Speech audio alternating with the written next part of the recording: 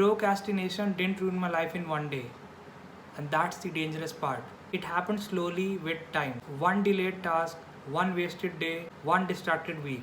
And before I even realized it, years were gone. I'm 38 right now, and honestly, procrastination is one of the biggest reasons because of which I feel left behind in life. For years, I kept telling myself, I'll start tomorrow, I'll become disciplined soon, I'll figure out later. But later kept becoming later. Instead of executing, I kept consuming videos, courses, motivation, and a lot of ideas. It made me feel productive, but my actual life wasn't changing.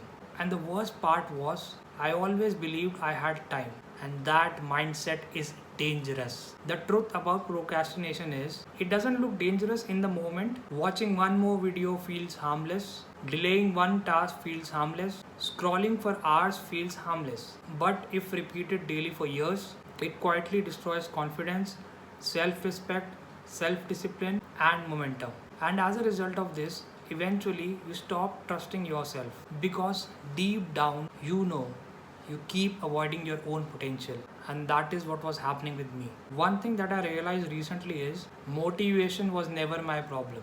Execution was. I spent years waiting to feel ready, but action creates clarity, not thinking. And honestly, small action matters more than big plans. Not motivation, not perfect routine, not watching more content.